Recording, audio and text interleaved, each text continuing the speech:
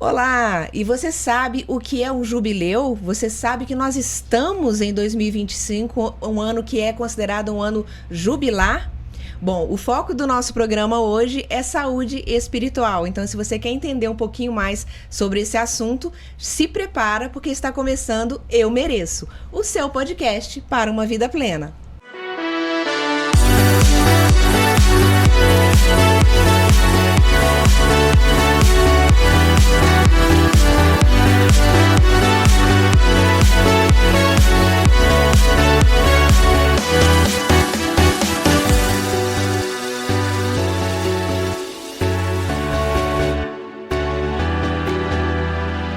Aí, agora sim estamos no ar, então, eu aqui, Viviane Amaral e... Sandra Portugal, com muita fé, religiosidade e esperança, porque nós merecemos esperança. Estamos aqui isso? hoje, pós-Semana Santa, num momento litúrgico, né, bem complicado, Sim, com a perda delicado do nosso Papa, mas... Vamos receber uma pessoa muito especial. Eu quero já primeiro agradecer vocês pela audiência sempre. Lembrar que nós estamos transmitindo aqui pelo canal Luz Vida Luz no YouTube e também em outro horário pelo canal Potência, com o nosso queridão, né, o Cristiano também, que sempre faz essa transmissão conosco em horário diferente. E também pelo Spotify. Então, se você está assistindo aí pelo YouTube, mas não se inscreveu ainda no canal, aproveite para se inscrever agora. Já clica aí no inscrito, já dá aquele joinha pra gente que é importante, né? Comente, compartilhe, porque hoje realmente a gente tem um programa muito especial, como a gente abriu falando, saúde espiritual, porque nós temos a honra hoje de receber o cônego Marcos aqui conosco, né? Uma das perguntas que eu vou fazer é justamente sobre a questão do cônego, que a gente quer entender isso um pouco melhor, as pessoas eu acho que vão querer entender isso melhor, né, Sandra? Pois e a gente vai conversar bastante sobre isso. Vou passar primeiro para a Sandra para te apresentar aqui e agradecer primeiro a sua presença conosco. Eu que agradeço o carinho, a oportunidade de estar aqui com vocês também, né? Eu tenho certeza que é um momento de crescimento também para mim. Eu penso que isso daí é uma graça de Deus, a gente poder estar divulgando, estar anunciando e poder proclamar aí também a esperança, que é o convite que o Papa Francisco fez para esse ano e que ele está celebrando esta esperança plena junto de Deus, junto do Pai também, e ele quer que todos nós possamos viver esse ano aí como um sinal da esperança e da graça de Deus. Isso aí. Então, eu tenho por favor, a né, honra Sandra? aqui de apresentá-lo, né, cônego Marcos Antônio Menezes Tomás, natural de Guapé, uma cidade mineira às margens dos Lagos de Furnas, né, ali pertinho de Capitólio. Sua ordenação foi em 6 de fevereiro de 1999. É pároco e reitor da Basílica de São Lourenço, assessor eclesiástico da Comissão para o Diálogo Ecumênico e Interreligioso. Tem como lema, como argila nas mãos do oleiro. E aí, temos o prazer de estarmos aqui para que a gente conversar muito a respeito. É isso. Eu agradeço o carinho, né? E nós temos certeza também de que a presença de Deus é que vai nos conduzindo. Por isso é que eu também escolhi esse lema. Todo padre, quando ele é ordenado, ele escolhe um lema para a sua ordenação. E aí, normalmente, o lema a gente busca ou na Sagrada Escritura, quase que, vamos dizer, uns 99% busca na Sagrada Escritura. Ou alguns também buscam inspiração, às vezes, nos santos padres da igreja, os padres mais antigos, e aí ele pega um lema de ordenação. O que eu escolhi para minha ordenação e para também orientar o meu sacerdócio é inspirado num profeta, o profeta Jeremias. Ele vai até a olaria, a convite de Deus, e Deus mostra, né, para ele como é que acontece o processo dentro da olaria. O oleiro está fazendo um vaso, o vaso quebra, e enfim, isso daí até me toca bastante, porque aí depois Deus pergunta, que lição você tira disso, né? Pergunta ao profeta. E aí Deus vai dizer, vocês são todos como argila nas mãos do oleiro. E de fato nós somos, né? Argila nas mãos de Deus. Deus nos faz, Deus nos refaz, Deus nos forma, Deus nos molda. E se a gente quebra, às vezes a gente tem que confiar que Deus quer algo melhor para a gente ainda, né? Deus nunca nos destrói por completo, mas Ele nos transforma em algo melhor. Então esse também foi um tema que eu escolhi para a minha vida e para o meu ministério sacerdotal. Muito lindo, né? Lindíssimo lema. Profundo, né? E trabalha a resiliência também, né? Sim. Muito profundo. Eu penso que isso daí, ele molda muito também a história da gente. Porque o padre nunca está numa paróquia apenas, né? Eu agora já é a minha 6ª paróquia pela qual eu passo. O senhor veio de Baipendi, não é isso? Eu vim de Baipendi para cá, mas antes já tinha passado em Varginha, passei em Campanha, já tinha passado por Nepomuceno. Então, parece que toda vez que a gente sai de uma paróquia, quebra o vaso, né? Sim. A gente deixa um pouco e o coração parece que... Exatamente, né?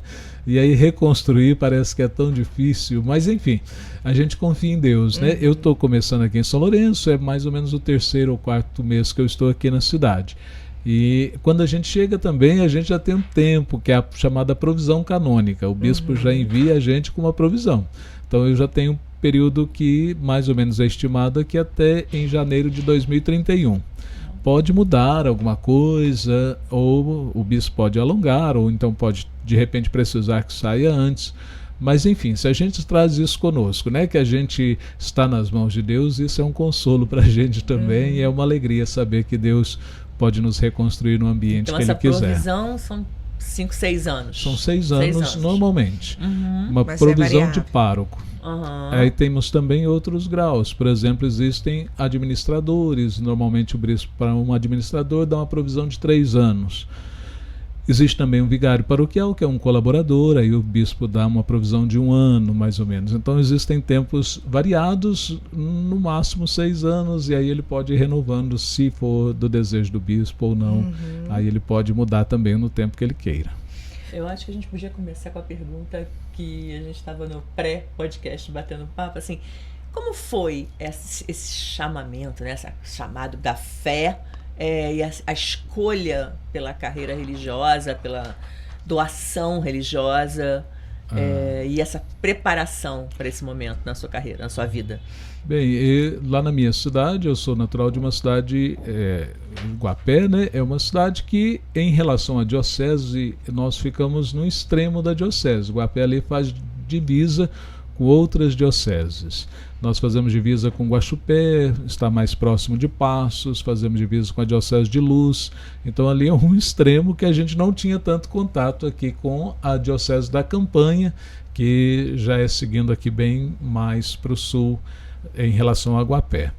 Então, eu, quando criança, nunca tive assim, muita inspiração para a questão sacerdotal, não, né? A gente fazia folia, brincava e tal. E eu tenho assim a alegria de dizer que foi numa missa, que eu fui na missa e escutei o padre. A minha mãe já era falecida, mas enfim, ela sempre educou a gente a participar das celebrações e ir à missa e tal. Então eu estava na missa um dia e escutei o padre dizendo: olha, tá indo 2 meninos aqui de Guapé para o seminário diocesano. E aquilo ali tocou o meu coração. E no intervalo de 1 semana eu fui para o seminário. Olha, foi muito rápido. Foi chamado. Muito rápido. Foi um chamado e uma resposta assim, muito rápida. E não é comum, por exemplo. O comum seria o processo que os outros estavam passando, porque eles já tinham feito experiência vocacional, já tinham feito todo um trabalho e já estavam certos de que iriam naquela outra semana, e o padre estava rezando para aqueles que iam entrar no seminário. Aí eu ouvi, achei interessante e perguntei, mas eu fui lá no escritório paroquial saber como é que faz para a gente ir para o seminário. E aí, por coincidência ou providência, né, nada é coincidência nos planos de Deus, e tinha o padre que era o reitor, que estava lá em Guapé naquele dia, e o reitor falou assim: vou conversar com você. E conversou, e conversamos, e no domingo seguinte eu já estava entrando no seminário. Tanto que eu entrei, aí lógico, não tinha nada preparado para mim, e enfim, eu ainda entrei para terminar o 2º grau, naquele tempo tinha um seminário menor. Aí eu entrei para fazer o 2º grau, mas também não tinha que ter um planejamento, porque era na cidade de Três Corações, aí não tinha vaga para eu estudar, não tinha feito matrícula, não tinha feito nada.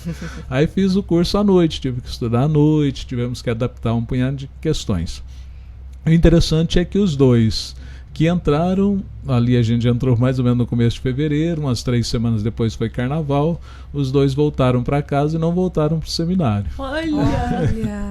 Os 2 voltaram e não retornaram mais, não acharam que aquilo era para eles. Olha os caminhos de Deus. E os caminhos de Deus são interessantes, né? E eu fui, continuei, perseverei, enfim. Deus tem os caminhos interessantes que Ele nos chama, que Ele nos convida, né? Até então eu não pensava assim em entrar no seminário, mas lógico, tinha uma vida de fé e em alguns processos, por exemplo, era diferente, né? Às vezes o menino já é coroinha, já é acólito dentro da igreja, já trabalha em alguma pastoral. No meu caso, foi um chamado instantâneo. Quantos anos você tinha? Eu tinha 16 para 17 anos quando entrei. Aí foi para terminar o 2º grau. E depois o processo após o 2º grau, naquele tempo, né, 3 anos de filosofia e 4 anos de teologia. Aí a gente ordena padre. Então foi esse o processo mais ou menos que a gente passou. Trilhou. Então, agora, o senhor, além de padre, é cônego também. Sim. Aí, para o nosso público mais leigo, a gente abrange, né, uma diversidade muito grande de pessoas. Qual é a diferença? O que é, além de padre, ser cônego também? O cônego é como se fosse, dentro da igreja, né, nós temos 3 graus da ordem. Então não existe outros graus que não sejam esses. Por exemplo, nós temos diácono, padre e bispo. Então o que vem além disso pode ser só título. Vamos dar um exemplo, né? O Papa. Né? O Papa é um título. O Papa, na verdade, ele é o bispo de Roma, então ele é um bispo também, né? Ele entra como um bispo de Roma, então o Papa é título. Como, por exemplo, cardeal é título para um bispo, né? Que tem essa função do cardinalício. Então, para os padres existem também títulos.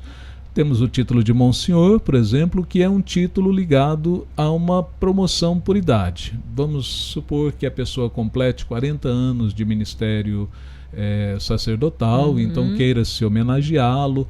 Aí Monsenhor é um título que se compra, é um título comprado. Você compra esse título e presenteia o padre com o título de Monsenhor, é uma forma de homenageá-lo.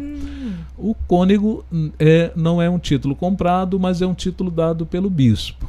O bispo tem alguns, por assim dizer, conselheiros mais próximos, que são os cônegos. E os cônegos, a reunião dos cônegos, forma um conjunto chamado cabido diocesano. Então nós estamos auxiliando o bispo, né, em algumas funções e fazemos parte do cabido que se une para rezar pela diocese. Então nós rezamos em alguns momentos que são diocesanos e estamos ligados à catedral. Dando um exemplo, agora quinta-feira santa, né, o cabido se reúne para rezar antes da missa do Crisma, que reúne todos os padres.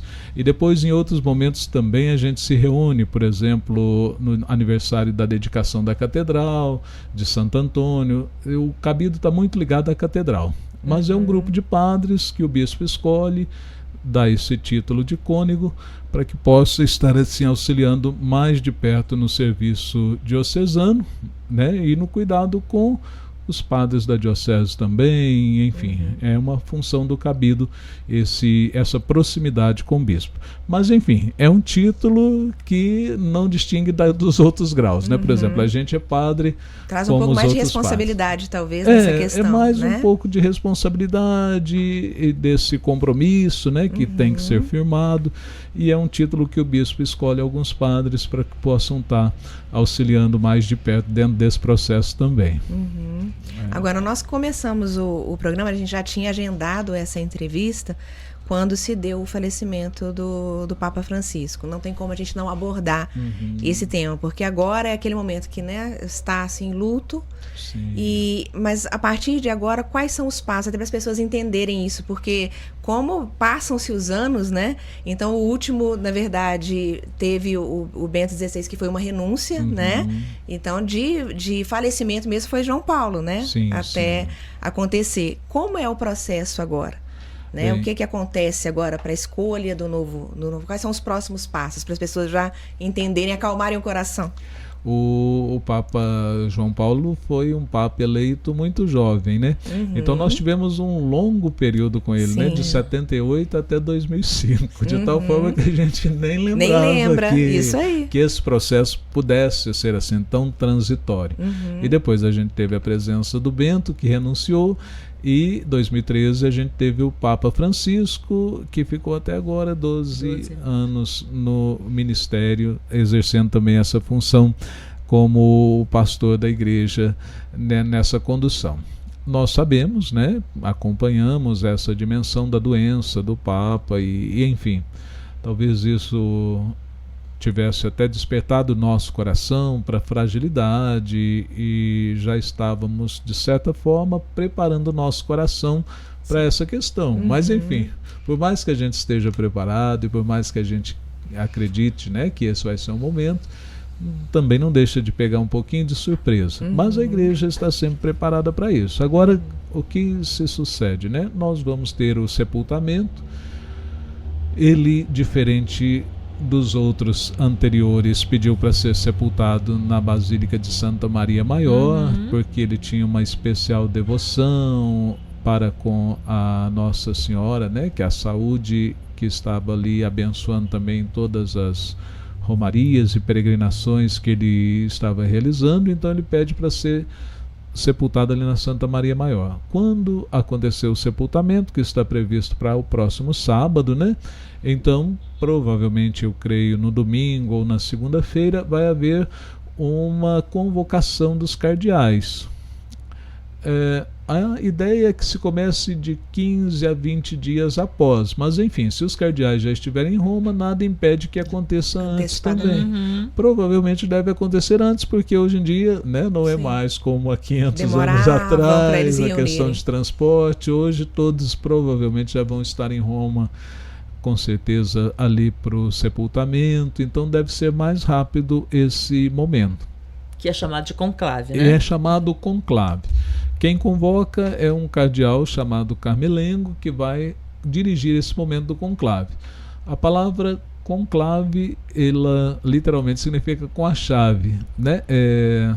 Os cardeais se reúnem agora já há bastante tempo na Capela Sistina.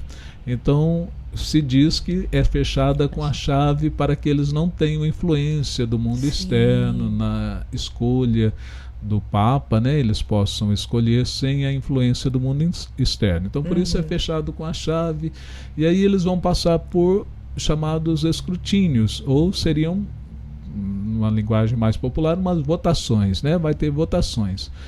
Normalmente por dia são 4 votações.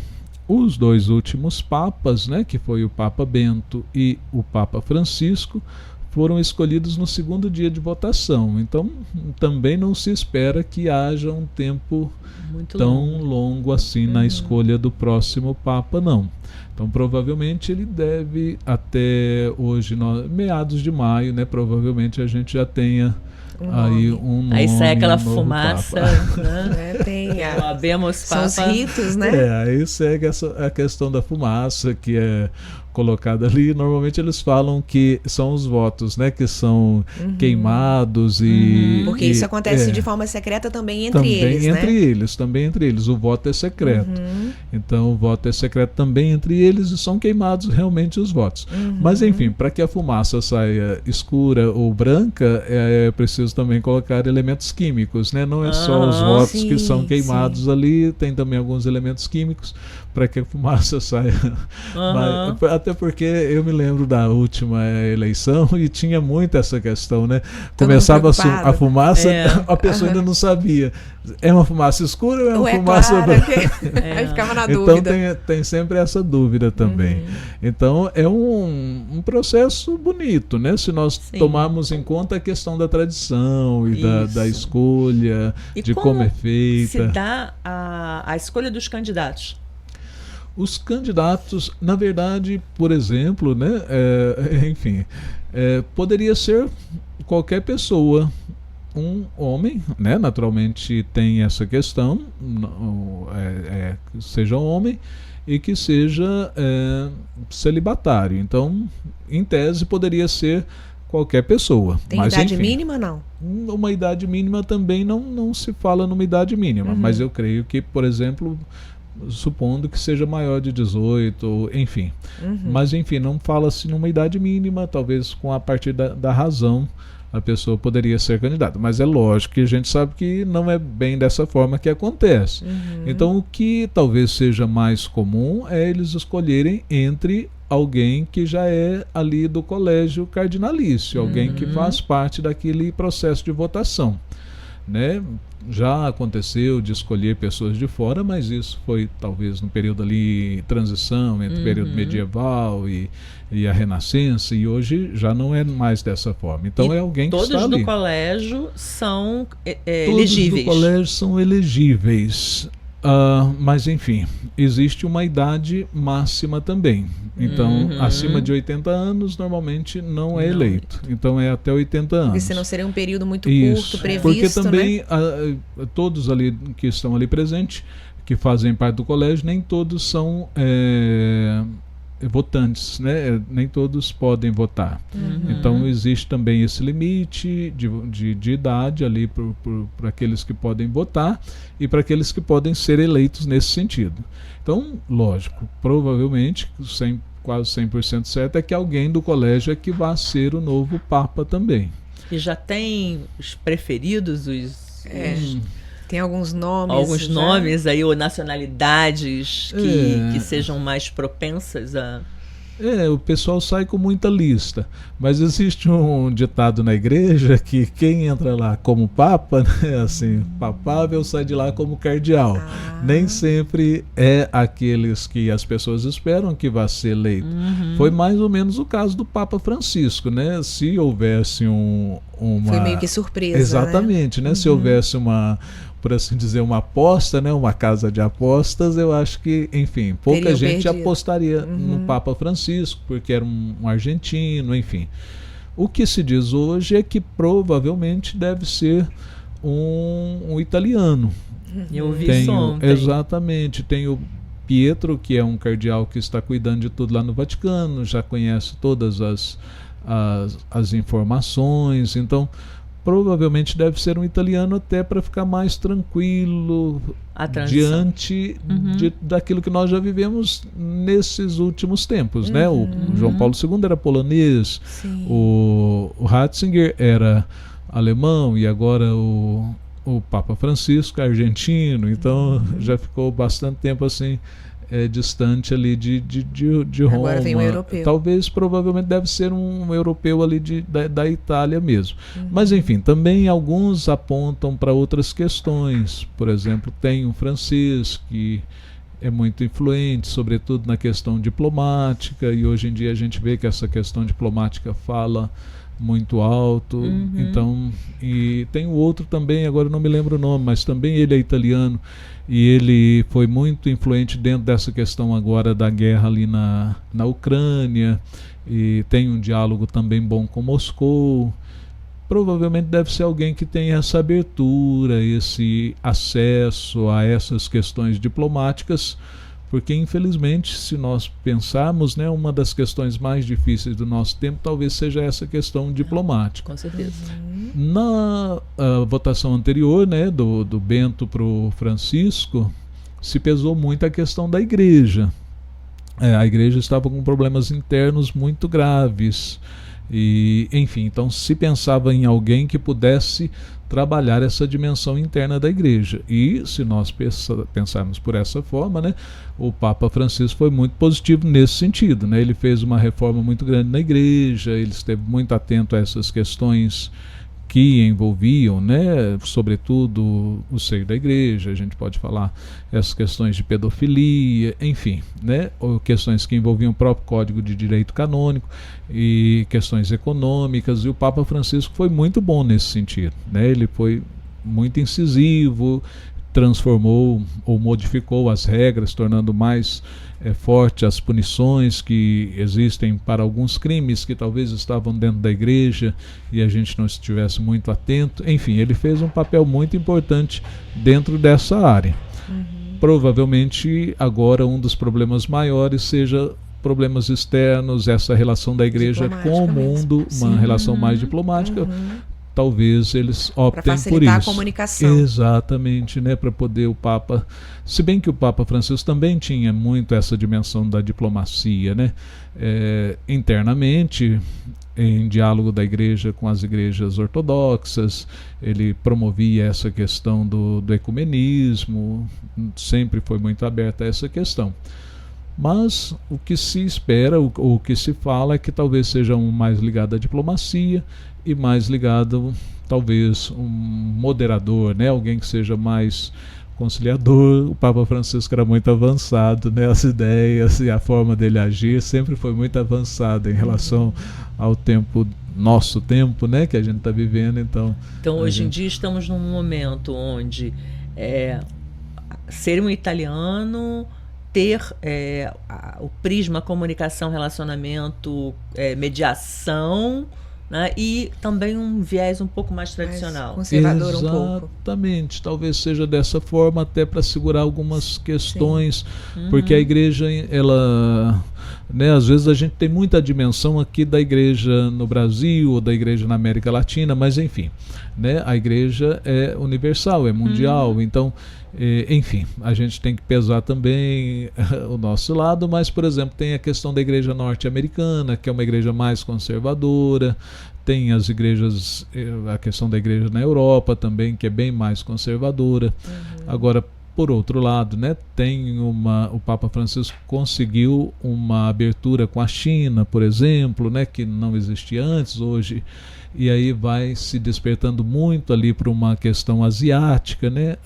Hoje, um bom número de vocações dentro da igreja vem da Ásia, né? Então também deveria se ficar muito atento a isso, né? Talvez mais vocações surjam na Ásia do que na América, por exemplo, e aqui na América Latina, que sempre foi um berço muito forte de vocações, né? Então nós temos essa dimensão vocacional aqui no sul de Minas. O sul de Minas é um berço de vocações, graças a Deus aqui Deus faz frutificar bastante, mas não é muito a realidade do Brasil, sobretudo se nós olharmos, exatamente, né? Se nós olharmos, por exemplo, a realidade da Amazônia, por exemplo, que já não tem padres e, enfim, religiosas, e talvez pudesse se acenar também, mas eu creio que não deva ser novamente um Papa de origem assim tão distante, né? Por exemplo, poderia ser um asiático também, até por conta dessa questão da igreja que está florescendo lá, mas por conta dessa história aí que nós já temos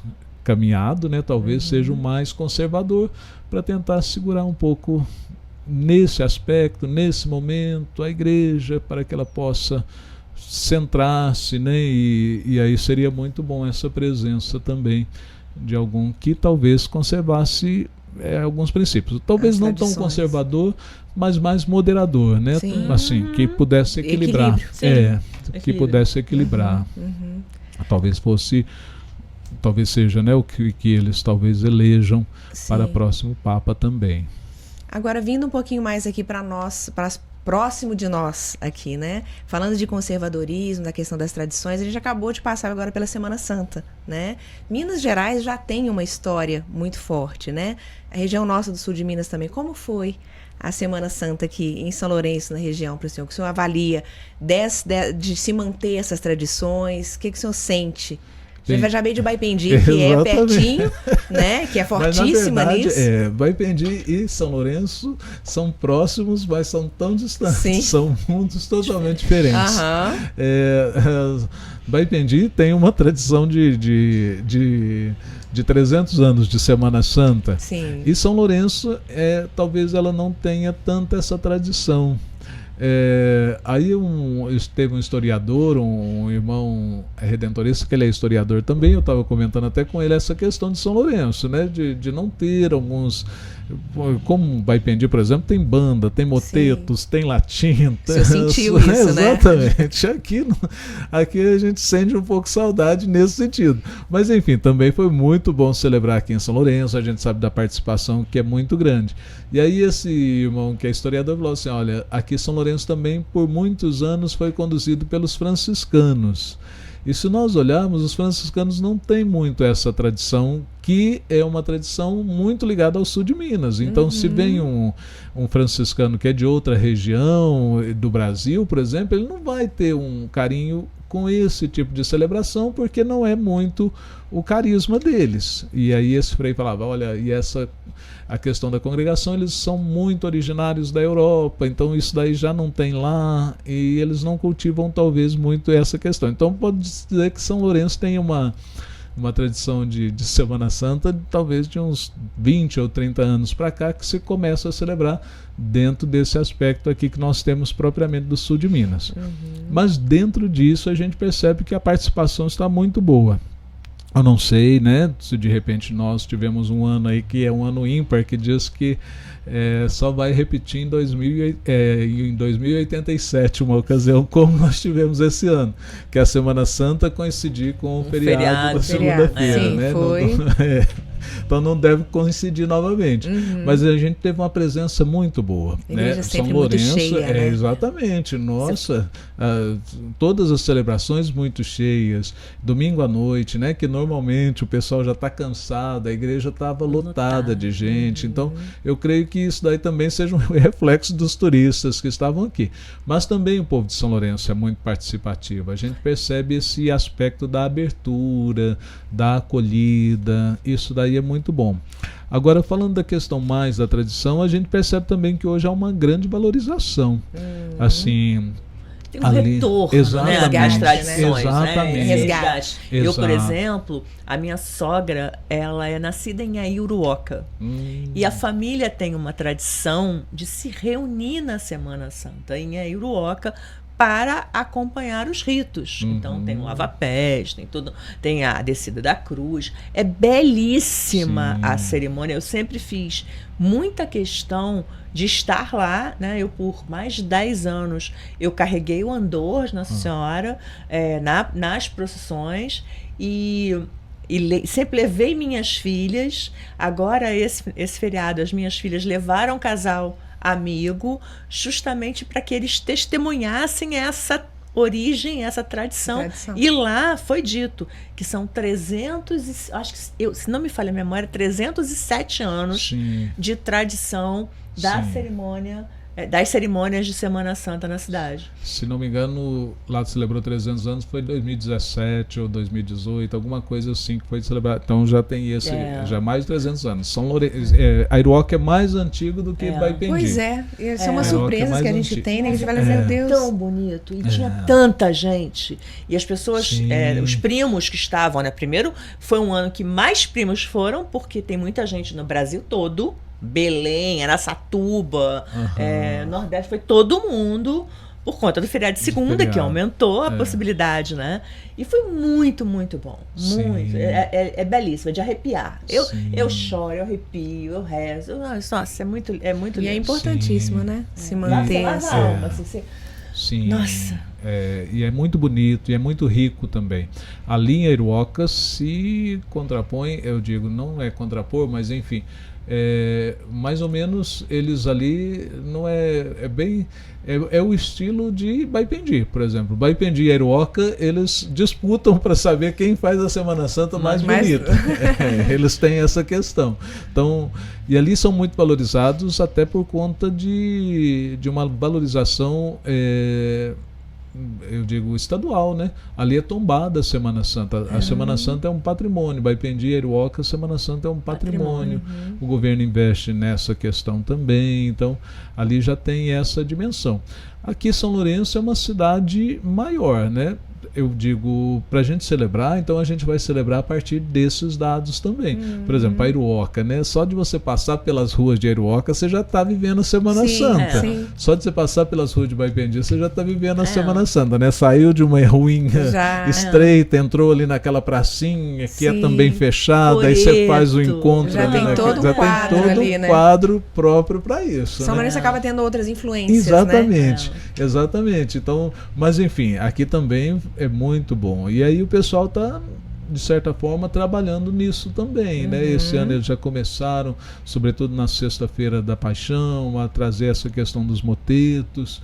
É uma redescoberta também. A gente precisa muito, né, da ação dos leigos nessa questão. O padre não tem como fazer a Semana Santa acontecer se não tiver a presença dos leigos e a adesão e o carinho deles em preparar alguma coisa que são próprias, né? Os cantos, os motetos. A próxima data que também é belíssima, e eu percebo que São Lourenço está se aprimorando mais e mais. Eu venho a São Lourenço há 36 anos. E porque a família do meu marido é a origem mineira, né? Das tradições. O Corpus Christi. Eu já os ouvi tapetes, dizer, né? que é muito bonito. Muito bonito. E cada ano isso está aumentando. Na minha visão, de que não sou nascida aqui, né? Vai acompanhando, né, a evolução. Tá evoluindo muito. E aqui é muito propício para isso, né? Porque é uma cidade plana. Por exemplo, no caso, nesse sentido, Baipendi, a Iruoca e já perde. é só ladeira. Isso. Então, e muita pra gente pedra. Exatamente. Para a gente fazer um tapete ali é muito complicado. Então aqui tem essa vantagem, que é tudo plano. E a gente sentiu essa diferença aqui esse ano também, o ano passado. E aí algumas Até coisas. Procissões, exatamente, né? As procissões nossas terminavam no horário adequado, 10 horas terminava tudo, já estava encerrado. E lá em Baipendi, não, é meia-noite, é 1h da manhã, o negócio está seguindo. Muito para subir, muito para descer. Muito para descer. Nossa, então, o da Santa. Eu colocava tipo ombreira grossa. Eu fazia ombreiras reforçadas e eu ficava com os braços, com os ombros dolorido, né? Roxo. Sim. Por causa do peso, né? Esse ano não tinham mulheres carregando a Santa. Só homens. É pesado. Muito. E na verdade, até eu não sei, eu acredito que lá em Iruoca também deve ser assim. Mas enfim, em Baipendi, os andores também são tombados. Eles também não podem ser mudados. Então são andores pesados, é uma madeira pesada. Que é a madeira de lei, né? Madeira antiga, que aquela ainda era madeira, né? Sim. Lá em Baipendi, nos últimos anos, a gente já não usava flores naturais. Então usava como um haste que já compra aquelas palmas próprias para o andor, porque se você usasse natural, infiltra a água, destrói a madeira e, enfim, poderia acabar com o patrimônio, que também é uma parte da tradição da cidade. Então tinha essa dimensão. Mas, de fato, o pessoal, a colaboração ali é fundamental para que possa acontecer, né? O pessoal ajuda bastante nesse sentido também. Mas aqui a gente percebe, né? Esse ano, pelo menos, foi o primeiro ano que eu passei aqui, eu percebi essa questão do número de pessoas que participam, do número de pessoas que estão atentas, que estão participando. A gente percebe que está crescendo essa busca também, né? É uma dimensão do sagrado que as pessoas estão... Dos jovens também, né? Também. Eu falo que o Felipe, meu filho, faz parte da PASCOM, e a gente vê esse movimento, né, dos jovens quererem ajudar, a questão do informativo, de modernizar também, de trazer um pouco mais das redes sociais ali mais ativas para atingir esse público mais jovem, né? Sobretudo, né? E eu acho que esse pessoal, os jovens, né, no caso, eles tiveram um despertar assim muito forte agora com a pandemia.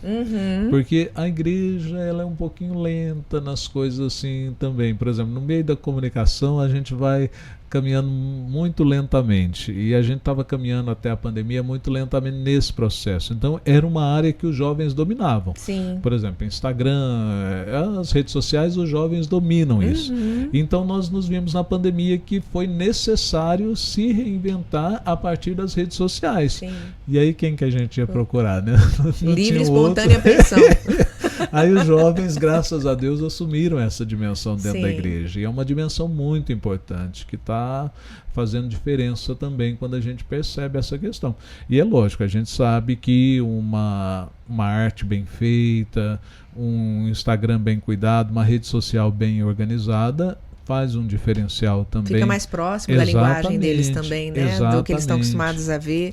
Para não ficar aquela coisa, a igreja lá e a gente aqui, exatamente, não é? Exatamente, né? E eles, eu vejo na paróquia que eles têm, sobretudo o pessoal da PASCOM, tem um apuro muito grande nesse sentido, né? Eles se preocupam realmente em fornecer alguma coisa bonita, que possa agradar as pessoas, que chegue, que seja acessível para aqueles que estão atingindo. Mesmo a questão do informativo, informativo, porque às vezes o informativo para a gente parece uma coisa tão antiga, né? Eu digo o informativo impresso, hoje, diante de tantas redes sociais, às vezes a gente não valoriza tanto o informativo impresso. E a gente tem que tomar em conta que nem todo mundo é jovem, né? Então o informativo chega àquela pessoa que já não tem esse acesso às redes sociais, que precisa de alguma coisa, E que ainda está... precisa do papel na mão Exatamente, ali, né? sentir. Então isso daí ajuda bastante. A gente percebe esse carinho que a juventude tem também dentro da igreja, né? E é bom que eles assumam esse protagonismo também, né? A igreja é do jovem Com também. certeza. Aproveitando, a chamada da Vivi falou de ano jubilar. O que é o ano jubilar? Bem, o ano jubilar, ele apoia-se dentro da Sagrada Escritura. Se nós formos tomar em conta a Sagrada Escritura, sobretudo no Antigo Testamento, nós vamos perceber essa questão do ano jubilar que se apoia, se nós olharmos, né, os números cabalísticos, por assim dizer, dentro da Sagrada Escritura, no Antigo Testamento. O número 7 é um número sagrado, né? Nós temos os 7 dias da semana, enfim. Então nós temos esse número sagrado, 7. Se nós multiplicarmos 7 por 7, né, teremos um número de 49. Então a cada 49 anos, o ano seguinte era um ano jubilar. Então, por exemplo, a cada 50 anos se celebrava dentro da Sagrada Escritura um ano jubilar. Esse ano jubilar, ele tinha dentro da Sagrada Escritura um propósito de reconciliação com tudo aquilo que estava à nossa volta diante do projeto de Deus. Vamos dar um exemplo, né? Um ano de perdão, que você pudesse reconciliar com seus inimigos. Numa dimensão mais ampla, um ano de perdão das dívidas, as dívidas que se tinham naquele ano seriam perdoadas. Um ano de reconciliação com a terra, né? A terra deveria descansar por um ano para que pudesse depois recuperar. Regenerar. Exatamente, né? Então era mais ou menos essa dimensão. Um ano de perdão, se você tinha, por exemplo, a sua família era dona de uma terra e por um acaso você perdeu por conta de dívidas e tal, então naquele ano jubilar a terra voltava para a sua família novamente. Então era um tempo de reconciliação e de retorno às origens, às fontes, à graça de Deus. Mas enfim, isso daí é uma proposta que o povo de Deus tinha quando chegou na Terra Prometida, que foi se perdendo ao longo dos anos. Se nós olharmos para a questão da Sagrada Escritura, depois tem um momento do exílio da Babilônia, e se perdeu, aí Deus vai dizer, olha, como vocês não seguiram os preceitos, agora a terra vai descansar, porque, enfim, por conta da guerra, de tanta coisa, não teriam como plantar, enfim. Enfim, aí Jesus vem e inaugura um ano jubilar. Quando ele estava na sinagoga, ele inaugurou um ano jubilar, né? Ele falou, eu proclamo o ano da graça de Deus, onde os cegos vão recuperar a vista, os surdos vão ouvir, os mudos falar, os paralíticos andar, e o reino de Deus vai ser anunciado aos pobres. Então Jesus anuncia esse ano jubilar por primeiro. Então a partir dali a igreja celebrava a cada 50 anos, né, guardando essa tradição, também um ano jubilar a partir do Cristo, né? Aí, a partir do evento Jesus Cristo, a cada 50 anos se celebrava o ano jubilar. Desde mais ou menos o ano de 1500 para cá, talvez eles consideraram que 50 anos era muito tempo. E aí, desde gerações lá às vezes não conseguiam nem chegar a pegar o jubileu. Uma geração passava sem ver o jubileu. E aí, enfim, depois desse tempo, se celebra agora a cada 25 anos um ano jubilar. Então, a cada 25 anos a igreja celebra o ano jubilar. Se a gente pensar por esse lado, o último ano jubilar ainda era com o Papa João Paulo II, que foi em 2000. A gente pensa que 25 anos passa rápido, mas enfim, para a história bem... então aí a cada 25 anos, o próximo ano jubilar vai ser em 2050, né? Então já tem, sempre a cada 25 anos a igreja celebra o ano jubilar a partir de Jesus Cristo, né? Então a gente celebra esse ano como o ano da redenção, né? 25 anos... 2025 anos do nascimento de Jesus Cristo. Nós temos também alguns anos jubilares que são por ocasiões especiais dentro da igreja. Vamos dar um exemplo, né? O Papa Francisco já instituiu que 2033 será um ano jubilar, por conta da morte de Jesus Cristo, né? 2033 será 2000 anos da morte de Jesus Cristo. Então é por conta dessa questão.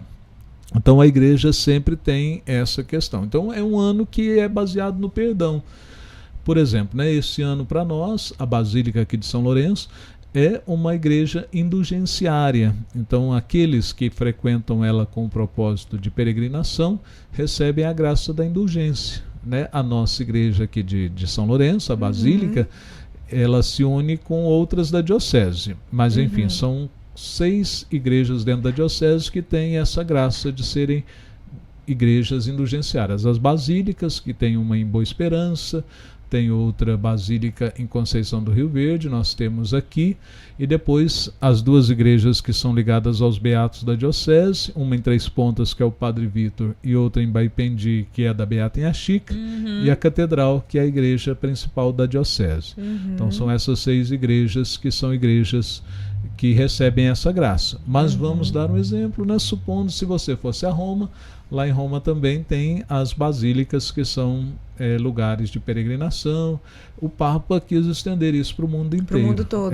Então, esse ano, por exemplo, nem se falou, por exemplo, de uma porta santa. Né? Normalmente está ligado à porta santa. Em Roma, sim, né? Nós temos as portas santas que foram abertas lá na Basílica de São Pedro, de São João de Latrão, enfim. E para nós o jubileu está bem ligado à cruz de Cristo, né? Então no mundo inteiro está ligado à cruz de Cristo. Aí tem alguns eventos, né? Para esse lançamento e para essa, a gente falava da questão de comunicação, né? Sim. A igreja também traz esses slogans, né? Por assim dizer. O Papa então escolheu como um slogan desse ano jubilar o slogan Peregrinos de Esperança. Sim. Aí é uma coisa até interessante, porque lógico, os documentos da igreja são na maioria em latim. Então, aí depois no Brasil houve uma dúvida. Como traduzir isso? Peregrinos da esperança ou peregrinos de esperança? E, enfim, aí ficou Peregrinos de Esperança, que é a melhor tradução talvez para nós. Mas no começo se falava Peregrino da Esperança. É um pouco o propósito, o Papa falava disso, né? Olha, nós estamos vivendo um tempo em que as pessoas perderam também a esperança. Né? O mundo está desesperançado. As guerras, a questão da migração, onde os conflitos. Exatamente, onde os países estão se fechando cada vez mais, não aceita mais o estrangeiro. Então o Papa convida a sermos peregrinos de esperança, anunciar a esperança no mundo nesse ano jubilar. O propósito é rico, né? É uma graça. Então ele mandou, enfim, nas nossas igrejas, todas as igrejas têm, a gente tem uma chama, uma lâmpada que vai ficar acesa esse ano todo para a gente falar que aquela luz é a luz da esperança também, que vai iluminar o nosso coração. E se a gente pensar, foi muito bonito também que o Papa tenha ido para Deus justamente nessa semana, que é a semana maior da igreja, né? Uma semana de oitava, de ressurreição, de vida. Nada por acaso. Nada por acaso, né? Sempre a providência de Deus agindo. Até esse simbolismo é um logo, né, que foi feito do Jubileu 2025. Não sei se o pessoal vai conseguir enxergar aqui. O senhor consegue explicar? Porque ela tem simbolismo, não tem? Tem simbolismo. âncora. São as nações, né? Se nós tomarmos em conta os povos, né? São as diferentes culturas, os diferentes povos, para mostrar que o jubileu envolve o mundo inteiro. A igreja sempre teve como princípio, né, ou como referência, a questão da barca. A gente sempre falou da questão da barca de Pedro. Né? A igreja traz isso consigo. Né? O Pedro era um pescador e nós estamos na barca de Pedro até a gente chegar no porto. Então, se a gente pensar, tem a água embaixo que nos lembra que nós estamos singrando aí os mares até chegar no reino de Deus. Que vai à nossa frente é a cruz e o símbolo da esperança, né? É uma simbologia clássica, é a âncora, né? Nós temos a âncora como símbolo da esperança, o sustentáculo, a firmeza, a nossa firme esperança está em Cristo Jesus. Seguro. Então o símbolo foi muito bem escolhido também. É simples e ao mesmo tempo eloquente, né? Tipo assim, dá para tirar bastante lição a partir desse símbolo que é uma comunhão. E aí, junto com o símbolo também veio um hino, por exemplo, que é um hino que foi composto em Roma, mas enfim, foi passado para o mundo inteiro, então para nós aqui traduzido, para todas as línguas traduzido também. Então o hino também fala muito dessa questão, né? Da chama que arde em nosso coração e da esperança que deve estar orientando a vida do cristão até o reino de Deus. Então é muito bonito também, muito propício que o Papa tenha escolhido esse tema para esse ano. E como é que as pessoas podem participar desse jubileu? Bem, a questão do jubileu, ela está acontecendo de diferentes formas dentro da nossa caminhada. Por exemplo, nós temos uma caminhada diocesana. Há pouco tempo, há umas 2 semanas, passou aqui por São Lourenço a cruz de jubileu. É uma cruz que está peregrinando toda a diocese, né? Ela está percorrendo todas as cidades da diocese e aí vai despertando o pessoal. Aqui, quando chegou em São Lourenço, a gente procurou alguns lugares que fazem parte da nossa paróquia, né? Por exemplo, o Fórum. São lugares que o Papa Francisco convida a estarmos atentos, porque às vezes a gente fica muito desatento a isso, né? Alguns lugares, aí foi até muito interessante, o dia que a cruz chegou lá no fórum, aí o pessoal estava dizendo, falou assim, olha, não era para a cruz vir aqui hoje, eles falaram.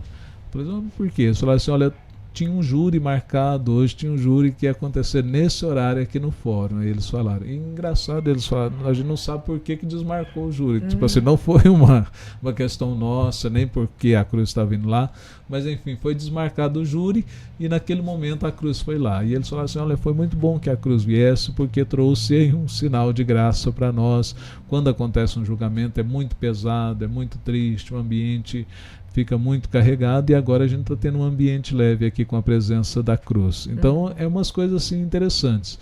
Aí a gente procurou também outros estabelecimentos, a escola, então despertar, né? Fazer com que as pessoas possam despertar para esse compromisso, para esse testemunho. E ao longo de todo o ano vai estar aí esse tema iluminando o nosso coração.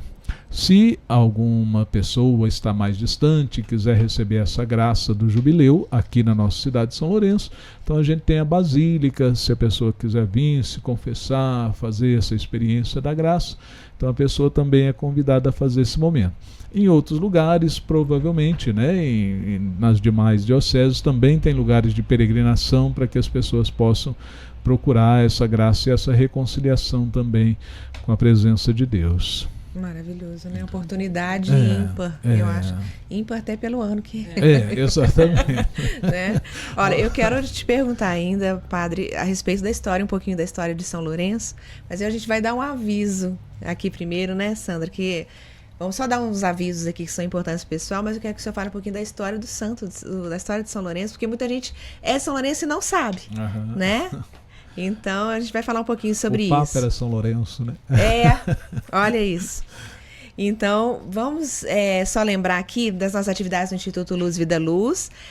Para o pessoal que já está fazendo o xadrez aqui e que aqueles que não estão fazendo ainda e que querem vir, lembrar que é uma atividade social que acontece aos sábados aqui, das 14 às 17. Então, é a aula de xadrez com o Davi, sempre aos sábados, nesse horário de 14 às 17, para qualquer idade. Então, lembrem-se disso, que não precisa ser infanto-juvenil. Tem idosos que já estão vindo, pessoas que estão vindo para poder aprender o xadrez. O Davi está muito feliz com isso. E a ideia é a gente começar a fazer os mini torneios aqui, a partir de maio, para preparação, inclusive, para os próximos torneios, e as tá? pessoas acham que é pago e não é. É gratuito, é uma atividade social do Instituto, é gratuito. Então venham para poder participar e a gente tem uma outra boa notícia, porque nos dias que o Davi não está aqui, a gente tem lá os jogos de tabuleiro, que é justamente para as famílias virem interagirem também atividade gratuita aqui, mas agora a gente tem uma outra notícia muito boa, que além do xadrez, a partir de maio agora a gente vai ter as aulas de Karatê Shotokan. É o karatê tradicional do Japão. É um trabalho espetacular, é um projeto chamado Avançar Lutando pelo Bem.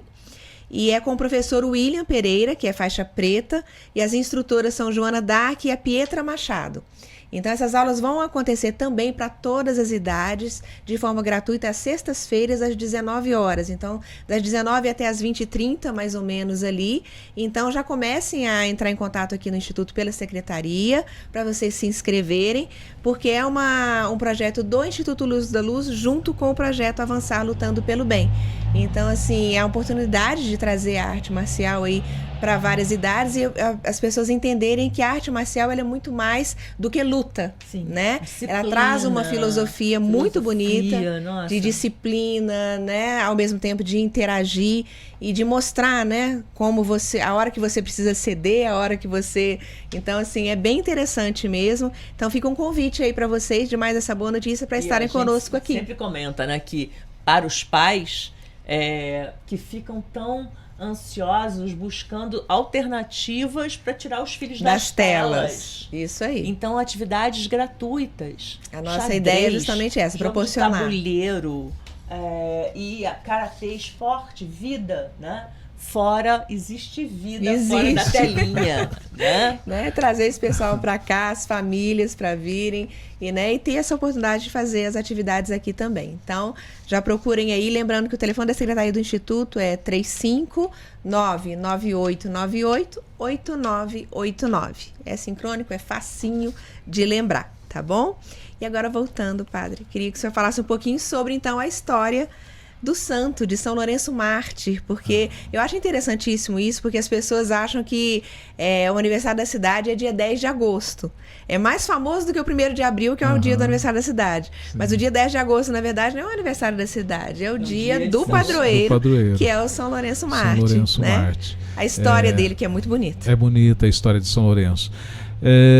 Engraçado que São Lourenço, ele é um santo assim, que chamou muita atenção, sobretudo se nós olharmos o contexto, né? Por exemplo, ele foi martirizado praticamente 7 dias depois do que um papa, que era o Papa Sisto, que foi martirizado, e São Lourenço mais ou menos por volta do ano 258, ou seja, bem no começo do cristianismo também, se não me engano era o imperador Vespasiano, que aí condenou os cristãos à morte. O Papa foi o primeiro a morrer, e São Lourenço, que era o diácono do Papa, ficou ainda alguns dias vivo, porque na verdade se acreditava que a igreja tinha tesouros e eles queriam os tesouros da igreja. Então martirizaram o Papa, deixaram São Lourenço vivo, porque eles acreditavam que São Lourenço ia entregar os tesouros que a igreja tinha, e enfim. E aí São Lourenço vai ter aquela passagem tão bonita, né, que ele vai dizer que os tesouros da igreja são os pobres é o maior tesouro que a igreja possui. Mas enfim, o imperador não acreditava nisso, e aí começou a torturá-lo para que ele pudesse entregar e mostrar onde estavam os tesouros que a igreja tinha. Mas enfim, São Lourenço não tinha realmente, e ele falava de coração essa questão. Então, sendo torturado, naquele tempo havia as mais diferentes formas de tortura. São Lourenço foi torturado numa grelha, né? Então ele começou a ser queimado vivo. Por uma inspiração, e se fala dessa forma, ou talvez por um bom humor da parte dele, aí ele começa, diz a história, a falar também dos carrascos, né? Olha, já estou mais assado desse lado, pode colocar do outro lado, que de um lado já está bem assado. Então ele vai usar muito desse humor para que possa despertar ali também, talvez no coração daqueles que estão torturando, a força que ele tem em Cristo Jesus, né? Ele demonstra a todo momento essa força dentro de Cristo e esse testemunho de Cristo dentro da sua vida. Com ele foram torturados muitos cristãos, e a gente percebe, né, o próprio Papa foi morto também. Enfim, mas São Lourenço ficou na história de Roma. É interessante a gente perceber assim que dentre os santos de Roma, né, os mais importantes naturalmente são São Pedro e São Paulo, né, nós temos ali, mas igual importância também é dedicada a São Lourenço. E São Lourenço não era romano, também não era italiano, ele era espanhol, né, e foi para Roma para poder auxiliar como diácono do Papa, e lá ele foi martirizado. Enfim, os restos mortais de São Lourenço estão em Roma, lá dentro da basílica que também é dedicada a ele. Então Roma sempre teve uma devoção muito especial para com São Lourenço. Se nós olharmos, por exemplo, né, nós temos uma oração eucarística, né, aquelas orações que a igreja faz, e nós conservamos uma em especial que é chamado cânon romano. Nesse cânon a gente fala o nome dos santos principais ali, fala o nome dos santos, os apóstolos e alguns dos santos principais dentro dessa caminhada, e lá está o nome de São Lourenço. Então São Lourenço é citado no cânon romano. Depois nós temos as 7 mulheres que também são mártires: Inês, Cecília, Anastácia, Águeda, Perpétua, Luzia. Mas enfim, São Lourenço está ali como um dos maiores santos também dentro da caminhada cristã. E aí depois nós vamos ter São Lourenço, padroeiro de diversas coisas, né? Em alguns lugares São Lourenço aqui nós normalmente falamos que Santo Antônio é o santo casamenteiro. Em alguns lugares São Lourenço é tido como o santo casamenteiro, né? Que em outros lugares ele é tido como padroeiro dos artistas. Então nós temos diferentes dimensões aí de São Lourenço, né? Que a gente percebe essa devoção que se espalhou pelo mundo inteiro. E agora, mais recentemente, né, mas enfim, ligado ao futebol, o time do Papa, não por coincidência, mas por providência, é o São Lourenço, né? Então, ele dizia, olha, que o Papa deu muita sorte para o São Lourenço enquanto ele estava lá no papado, que o São Lourenço ganhou alguns títulos. Então, a gente percebe essa dimensão, mas o São Lourenço ele tem essa dimensão. Aqui ligada à cidade, alguns falam que ela talvez esteja ligada à devoção de uma família, como é mais ou menos estas cidades mais antigas são ligadas a essa questão, né? Então era uma família que era ligada a São Lourenço, tinha tradição e trouxe a devoção a São Lourenço para cá, para essa cidade. Mas enfim, dentro da igreja, né, de forma mais ampla, São Lourenço é tão querido quanto São Pedro, São Paulo, neste grau de importância aí dentro da comunidade. E, lógico, São Lourenço era um mártir que deu o testemunho para Cristo através do seu exercício, que foi o diaconato, né? Então ele era um santo diácono. Também temos dentro da igreja, né, o Santo Estevão, que talvez seja um diácono aí muito conhecido, foi o primeiro mártir cristão, mas São Lourenço também, aí em igualdade, ele tem essa grandeza dentro da igreja. Não por isso, né, ou talvez por isso, São Lourenço também seja agraciado aí como uma cidade tão abençoada, né? De natureza, das águas, enfim, né? A gente tem um privilégio de morar em São Lourenço. É isso, e cada um que vem aqui reforça isso, né, Sandra? É impressionante. A gente escolhe São Lourenço. Exatamente. Agora a gente vai já caminhando para o final. Agradecer imensamente, né, Sandra, sua presença aqui, Padre. A presença literalmente abençoada. Amém. Né? A gente agradece. E a gente já vai encerrando, mas eu vou pedir para o senhor encerrar hoje, se possível, fazendo uma benção aí para a nossa audiência. Mas antes disso, eu quero fazer a música do dia, né, Sandra? A gente tem uma playlist no Spotify. Que a gente a playlist do Eu Mereço, né? Porque a gente merece. Isso. E a gente sempre escolhe, Vivi sempre escolhe músicas muito especiais, com letras com muito propósito e significado. E porque depois que acaba o podcast, a pessoa pode ir lá da playlist e ficar escutando. Né? O objetivo é, como eu falo, que eu não canto, eu conto. Então, depois a gente fala pro pessoal ir na playlist lá e escutar a letra dessa música com a melodia, que aí é a música mesmo. Mas a nossa ideia com isso realmente é elevar o pensamento para o que as pessoas escutam, né? Começarem a serem mais seletivas com o que elas colocam para tocar e o que elas ficam repetindo, às vezes sem prestar atenção no que elas estão falando. Então, elevar essa atenção para a letra, né? E aí hoje a gente escolheu de hoje uma música muito linda, que é conhecidíssima, né? Ela ficou muito conhecida aí na voz do Padre Marcelo Rossi e o Belo na época, Noites Traiçoeiras. Os compositores são Carlos Papai, Simone Telésforo.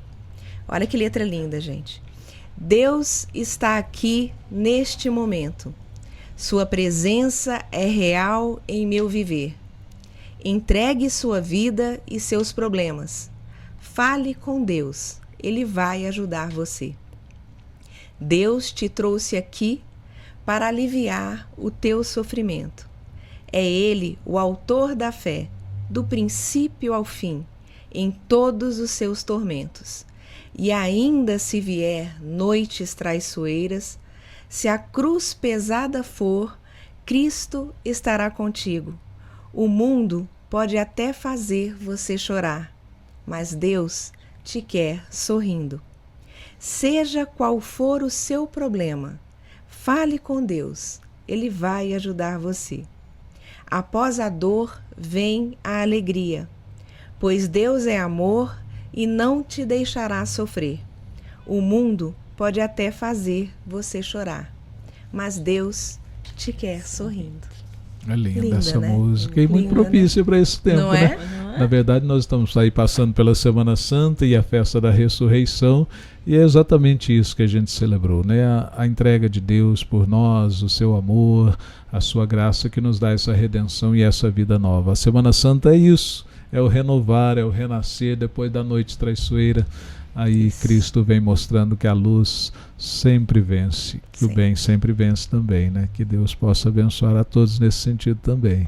Amém. E aí tem uma coisa até interessante sobre a noite aí que se fala na música, que é de São Lourenço, né? Aquela semana ali que sucede, ali mais ou menos entre o dia 10 até o dia 15, diz que existe um fenômeno natural que acontece à noite, ou à noite é mais perceptível, que são as lágrimas de São Lourenço, né? Existe um fenômeno natural que cai uma chuva de meteoros, normalmente naquele período. Isso daí também ilumina a noite e traz a esperança de um novo dia também, que Deus possa iluminar a todos também. É isso aí.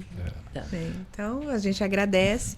Se eu puder dirigir então uma palavra de bênção aí para nossa audiência e para nós, né, Sandra? A gente vai agradecer muito. Viviane, Sandra, muito Gratidão. Obrigado, né? Que Deus possa abençoar aqui sempre mais os trabalhos. Moisés também aqui conosco, que Deus possa abençoar e guardar sempre na paz, e aqueles que estão aqui conosco também. Como é uma tradição aqui de São Lourenço, pela família franciscana, então a gente vai dar a bênção também, que é recordada como a bênção de Araão de São Francisco. O Senhor esteja convosco, Ele está no meio de nós. Deus vos abençoe e vos guarde. Ele vos mostre a sua face e se compadeça de vós. Volva para vós o seu olhar e vos traga a sua paz. E abençoe a todos aqueles que estão conosco, a bênção do Deus Todo-Poderoso, Ele que é Pai, Filho e Espírito Santo. Amém. Amém. Obrigado. Amém. Gratidão. Que energia linda, gente. Maravilhoso, gente. E nessa paz, a gente deixa vocês até o próximo episódio. Gratidão. Muito obrigada e por até tudo. lá. Segue a gente. É isso aí. Tchau, tchau. Tchau, tchau. No podcast Eu Mereço, a vida ganha voz. Viviane e Sandra nos guiam junto a nós. Hoje o convidado é especial, com coração gigante. Cônego Marcos Menezes, presença vibrante. Pároco e reitor, com missão no olhar, da Basílica de São Lourenço, lugar de amar. No sul de Minas brotou um sonho de fé. Cada pedra colocada, cada passo de pé. Frei Egídio começou essa construção, e o povo unido ergueu com devoção. São Lourenço, mártir, padroeiro e guia, inspira a jornada, aquece a alma fria. Tijolinho de fé, sonho que não se desfaz. Na Basílica Sagrada, a esperança é muito mais. Cada passo é oração, cada gesto construção. Somos povo, somos casa, somos fé em comunhão. Desde 1927 a história se concretizou, e ao longo dos anos tanta gente se encontrou. Batismos, casamentos, encontros de oração. A paróquia é abrigo, é chão e coração. E hoje com Marcos o diálogo é ponte entre crenças e povos na mesma fonte. Tijolinho de fé, sonho que não se desfaz. Não se desfaz. Na Basílica Sagrada, a esperança é muito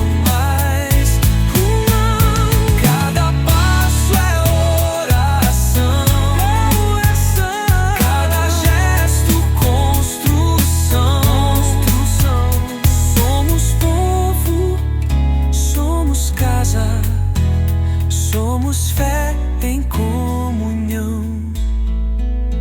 No ano jubilar, celebramos a missão de sermos comunidade, unidos na canção. Tijolinho